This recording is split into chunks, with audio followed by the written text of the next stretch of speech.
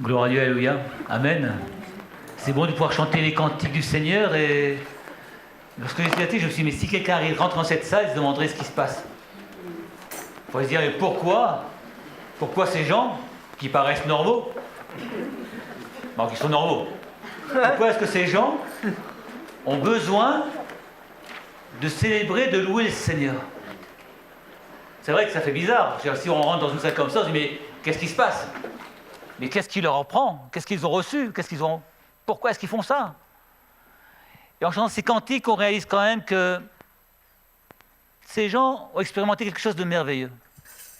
On chante Dieu non pas parce qu'on a envie de chanter Dieu simplement, mais parce que entre Dieu et nous, il y a eu une rencontre.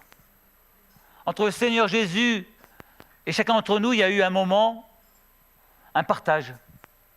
Quelque chose s'est passé dans nos cœurs. Quelque chose s'est passé dans nos vies. Alors l'expliquer, c'est compliqué. Vous avez, je suis sur l'estrade pour expliquer. Non. Moi, je vous invite à le vivre. Amen. Est-ce que c'est une rencontre personnelle, profonde, une rencontre qui a changé nos vies? En tout cas, qui a changé la mienne, profondément. Quand on rencontre Jésus, il y a quelque chose qui change en nous. Nous n'avons plus les mêmes visions des choses. Le Seigneur met une assurance dans nos cœurs qu'un jour nous serons près de lui pour l'éternité. J'espère que vous qui avez rencontré Jésus, vous avez cette assurance que la grâce de Dieu s'est manifestée dans votre vie. Que nous appartenons à Dieu. Amen. Vous êtes sûrs, hein? Non, j'ai pas entendu. Amen. Alléluia, mais c'est vrai que c'est important parce que vous savez, il y a beaucoup de chrétiens qui connaissent la parole, qui lisent la parole, qui croient à la parole, mais qui ne sont pas sûrs de leur salut. Alors ils avancent, et parfois ils reculent. Ils font un pas en avant et deux pas en arrière. Alors au lieu d'avancer, ils reculent toujours. Puis à un moment, ils se découragent. Parce qu'à force de reculer, on se décourage toujours. Le Seigneur nous a sauvés par grâce, pas parce qu'on le mérite. Parce que le Seigneur a décidé de donner sa vie pour chacun d'entre nous. Amen. Ce matin, le Seigneur t'aime. A chanté Dieu a tant aimé le monde qu'il a donné son Fils, afin que quiconque, toi comme moi, croit en lui, ne périsse pas, mais qu'il ait la vie éternelle. Vous savez, on connaît ce passage de Jean 3,16, mais à force de connaître les passages, on les récite par cœur, on ne réalise plus ce qui est écrit réellement, la profondeur du message que Dieu nous donne. Quiconque croit en lui a la vie éternelle. Ce matin, si tu crois au Seigneur Jésus, tu es sauvé. Si tu t'engages avec lui, tu es sauvé ce matin. Amen. Je n'avais pas prévu de prêcher là-dessus, donc c'est pas grave, ça fait une petite introduction. On pourrait prendre un passage dans Jean, si vous voulez bien, chapitre 16 et verset 13. Vous savez, parfois, on chante, mais qu'il est bon de réaliser que on veut vivre ce qu'on chante. Vivre pleinement ce que je chante ce matin, c'est important. Non pas seulement lire des paroles, mais vivre les paroles. Jean, chapitre 16, verset 13. Ou Jean 16, 13, comme vous voulez. C'est la même chose. Jean 16, 13. Qu'est-ce que nous dit la parole? Quand le Consolateur sera venu, l'Esprit de vérité, il vous conduira dans toute la vérité, car il ne parlera pas de lui-même, mais il dira tout ce qu'il aura entendu et il vous annoncera les choses à venir. Ce matin, ce qui m'a interloqué, c'est cette pensée. Il vous conduira dans toute la vérité. Jésus a promis de nous envoyer le Saint-Esprit. Amen. Alléluia. Et que celui-ci demeurera en nous et avec nous. Ça, on le sait. Mais ce n'est pas suffisant de le savoir. Vous savez, c'est plus important de le sentir. C'est bien plus important de sentir la présence du Saint-Esprit dans nos vies. On peut lire la Bible, on peut connaître la Bible par cœur, et c'est bien. Je vous engage à la lire. Mais qu'on puisse comprendre que au travers de la parole de Dieu, c'est Dieu qui nous parle. C'est le plus important, vous savez. Savoir qu'à chaque fois que j'ouvre la parole de Dieu, Dieu a quelque chose à me dire. Et la première des choses qu'il veut me dire, c'est qu'il veut me conduire. Qu'il veut te conduire dans toute ta vie. Vous savez, quand vous prenez la voiture, il y a un GPS. Je ne sais pas si vous êtes comme moi, mais vous mettez le GPS et puis vous vous laissez conduire. Vous faites confiance au GPS. Pas toujours. Mais souvent, on fait quand même confiance au GPS. Hein. Mais spirituellement, nous avons aussi un GPS. Si on est guidé par l'Esprit, c'est bien le GPS de nos vies. Est-ce que vous lui faites confiance? Est-ce que ce matin, vous faites pleinement confiance au Saint-Esprit pour vous conduire? Alors, ne dites pas oui trop vite parce que ça veut dire que systématiquement, quand je prends une décision, je demande à Dieu ce qu'il veut. Hein? Ça, c'est la réalité spirituelle, mais c'est pas si facile que ça. C'est trop beau. Si à chaque fois que je prends une décision, Seigneur, où veux-tu que j'aille? Et puis que le Saint-Esprit nous parle clairement, qu'on sache où il faut aller. Ça, ce serait merveilleux. Ce n'est pas le cas aujourd'hui. Mais le Saint-Esprit veut nous conduire dans toute la vérité. Et c'est important. Il ne veut pas nous conduire n'importe où. Nous conduire dans toute la vérité. Est-ce qu'on est prêt à vivre dans toute la vérité? Toute la vérité de la parole, toute la vérité dans nos vies, toute la vérité dans nos choix. Et la première des choses, c'est la sincérité. La première des choses, la question qu'on peut se poser, c'est est-ce que je suis sincère devant le Seigneur? Est-ce que mon cœur est vraiment pleinement à lui?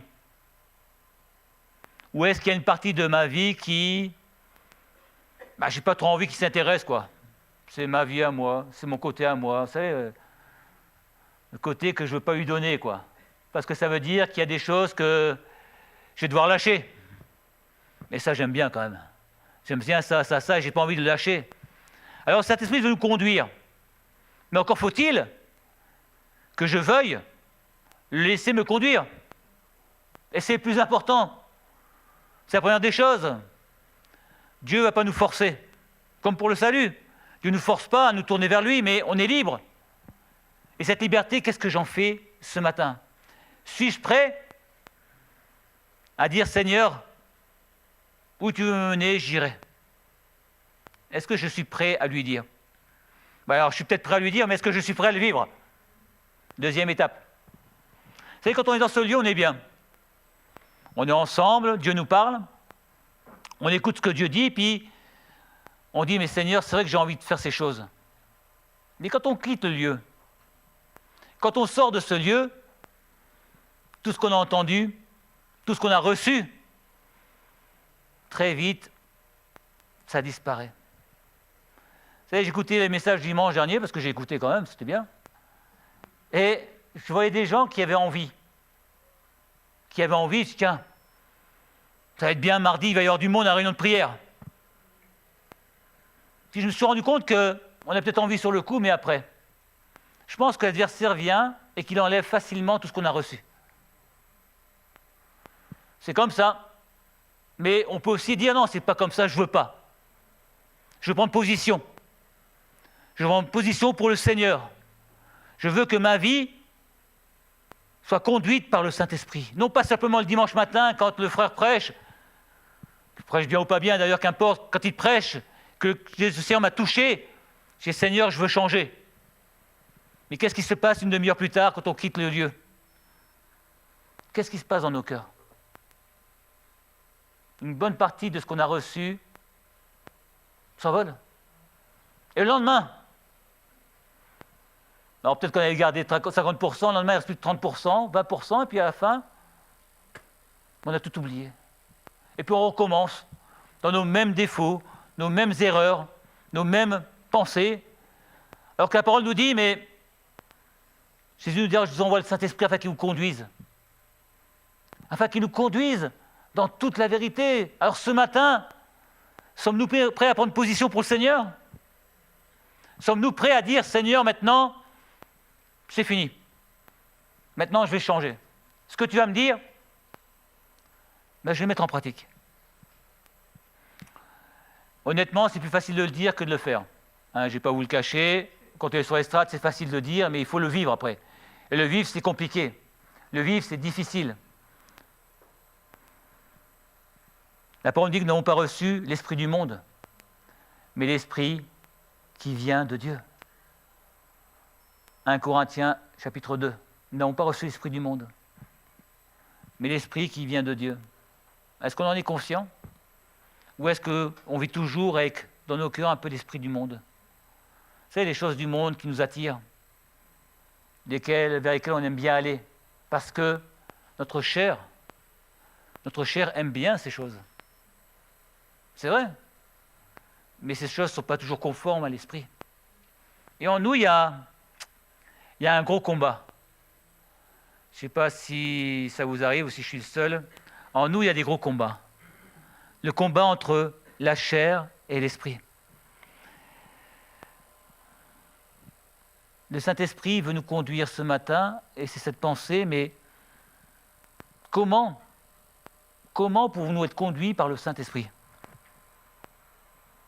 La parole nous rappelle que le Saint-Esprit nous est donné pour nous conduire dans la sainteté, et non pas dans l'impureté. On est d'accord? Dans la vérité, et non pas dans le mensonge. On est d'accord? Si vous nous laissez conduire par le Saint-Esprit, c'est dans l'obéissance à toute sa parole. Amen. Dans l'obéissance à toute sa parole que nous connaissons, mais que nous devons vivre et mettre en pratique. C'est ça qui importe.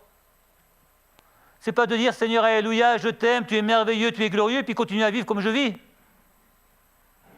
Est-ce que quelque part on ne triche pas? Est-ce qu'on ne triche pas avec le Seigneur? Involontairement peut-être, mais nos paroles, et plutôt nos actes, doivent être conformes à nos paroles. Sinon, je triche avec le Seigneur. Vous savez, je pense à Ananias et Saphira. Ils avaient un champ, ils l'ont vendu, mais ils ont gardé une partie du champ. La parole nous dit qu'ils ont trompé le Saint-Esprit. Alors, on n'a peut-être pas de champ, mais le champ, c'est notre cœur, notre vie. On a dit, Seigneur, lorsqu'on s'est converti, Seigneur, je te donne toute ma vie. Mais qu'en est-il réellement? Est-ce qu'une partie du champ, de nos envies, de nos désirs, on ne les garde pas? Et est-ce qu'on ne se trompe pas soi-même parfois? Oui, parce que cet homme et cette femme auraient pu tout garder ou ne donner qu'une partie, mais ils avaient décidé de tout donner, mais ils n'ont pas pu. Parce que c'est dur. C'était dur pour eux, et en même temps, ils se sont trompés, et ils ont trompé le Seigneur. Nous devons vouloir être conduits par le Saint-Esprit parce que nous voulons laisser le Saint-Esprit s'accomplir dans nos vies. Prendre toute la place. C'est ce cantique qui dit « Je veux que ma vie soit remplie ». Mais pas seulement ma vie, que tout mon être, corps, âme et esprit, soit rempli du Saint-Esprit. Moi, j'aime bien ce cantique, mais quand je chante, j'ai peur.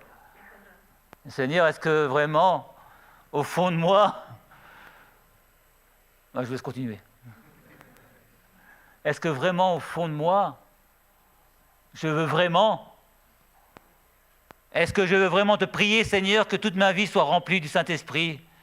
Ou je t'en prie, laisse-moi une partie quand même. Je suis bien dans mes défauts, je suis bien parfois là et là. Laisse-moi, je te prie. Seigneur, non. Je veux toute ta vie, et non pas qu'une partie de ta vie. C'est le deal qu'on a signé avec lui quand on s'est engagé. Lorsqu'on s'est engagé dans les eaux du baptême, on a dit, Seigneur, maintenant je te donne tout. Alors on sait que le chemin est étroit et resserré, que ce n'est pas facile, qu'il y a des combats.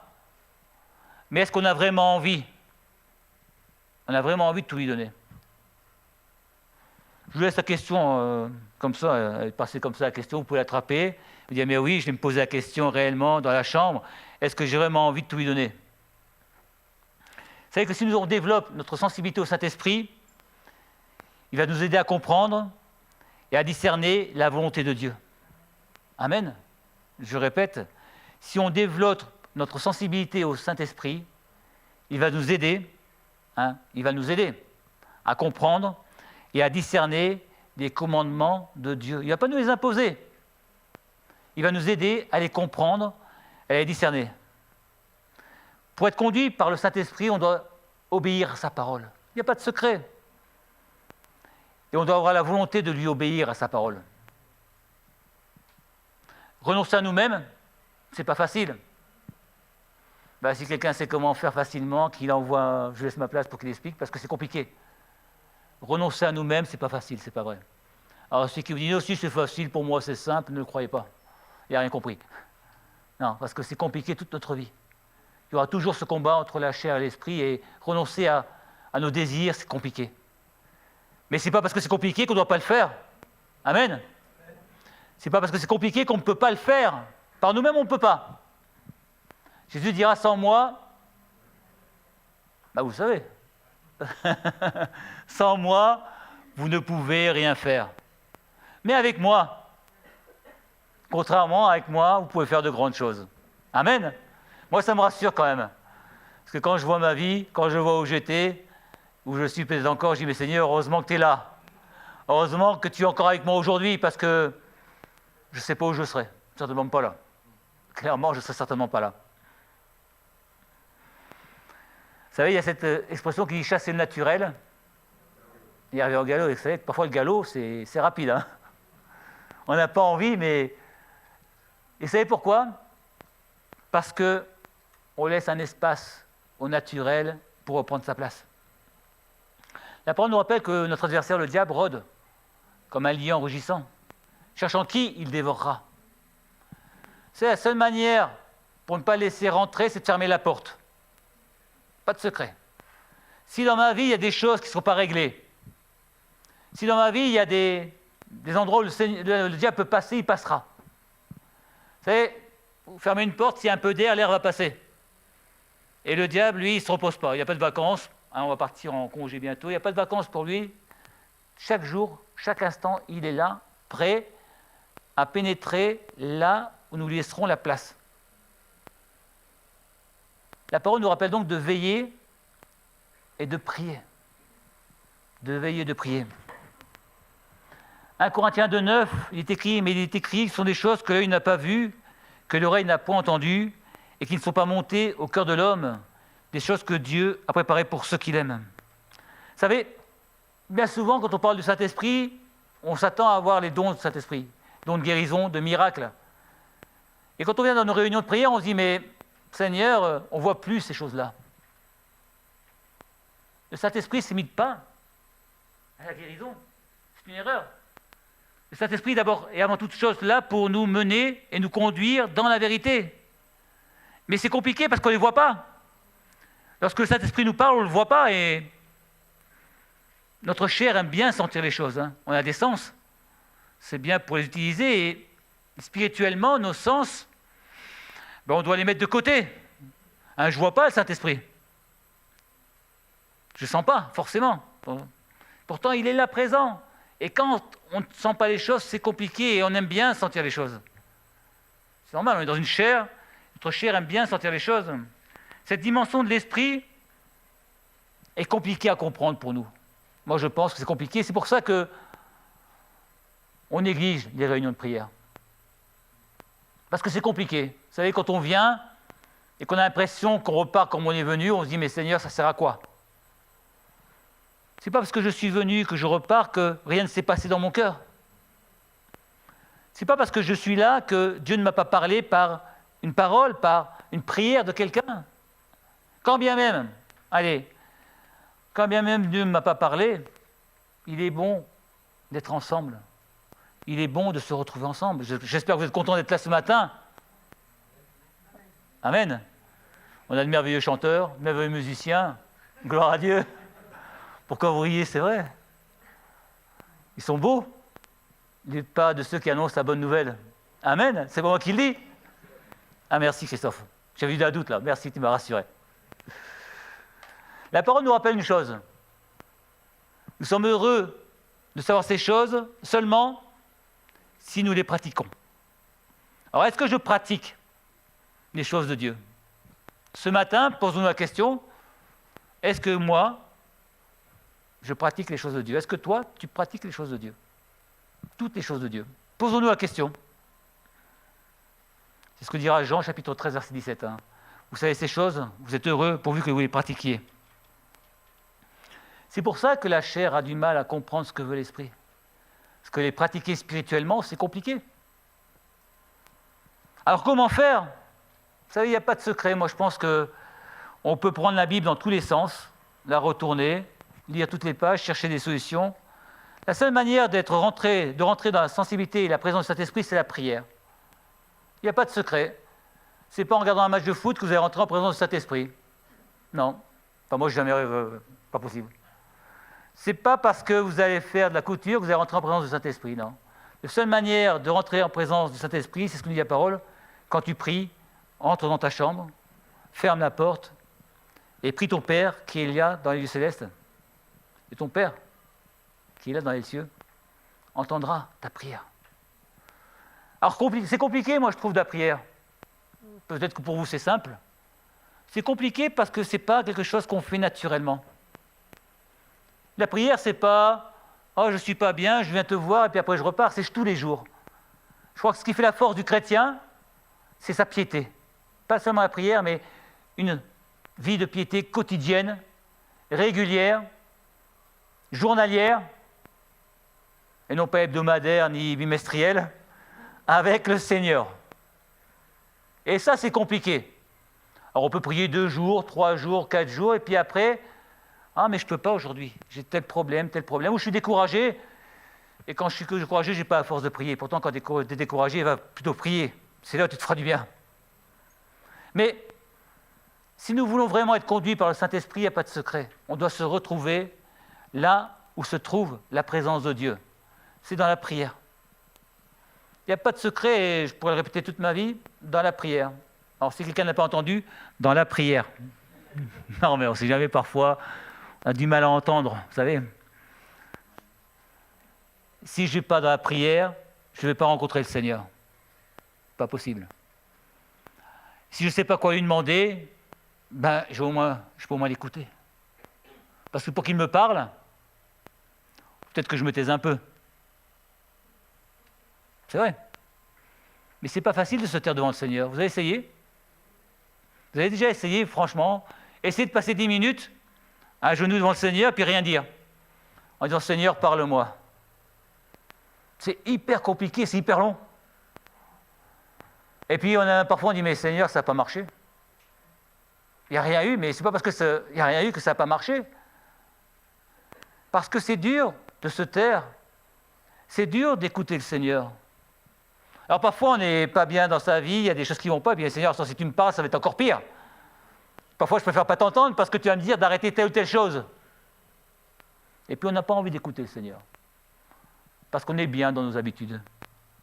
Il y a la prière dans notre chambre, mais aussi la prière au milieu du peuple de Dieu. Qu'il est doux, qu'il est agréable pour des frères de demeurer ensemble. Pourquoi?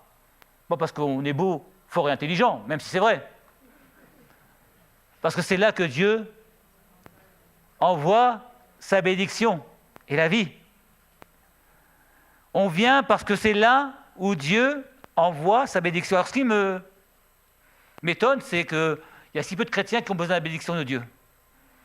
Vu le nombre qu'on est le mardi, le jeudi soir, je me dis, ils sont déjà tellement bénis, les chrétiens qui n'ont pas besoin de venir pour être bénis. Ils sont tellement remplis de la bénédiction qu'ils peuvent négliger les réunions. Pas grave, je suis tellement béni, Seigneur, que je n'ai pas besoin de venir. Et même si mes frères ont besoin de la prière, bénis-les. Non. Vous savez, je crois que c'est important je dis ça en rigolant, mais c'est important de réaliser que ces temps de prière, ce n'est pas des temps inutiles. Ces temps de prière, ce n'est pas des temps vains. On ne fait pas ça pour dire, tiens, je vais prier pour que le pasteur puisse me voir. Non, parce qu'il y a un combat. Et Dieu cherche des hommes et des femmes qui viennent dans le combat. Amen.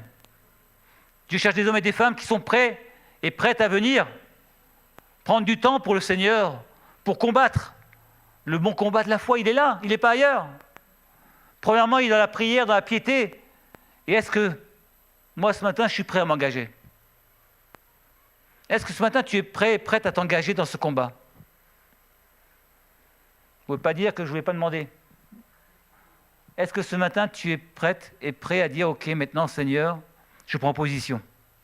Vous savez, une armée, s'il n'y a pas de soldats, elle ne va pas aller loin. Une armée, s'il n'y a pas des hommes et des femmes qui se tiennent là, prêts à combattre, ça ne va pas aller. C'est comment font les soldats, ils se préparent, ils s'entraînent. Ils s'entraînent pour venir combattre avec l'armée. Notre entraînement à nous, c'est chez nous.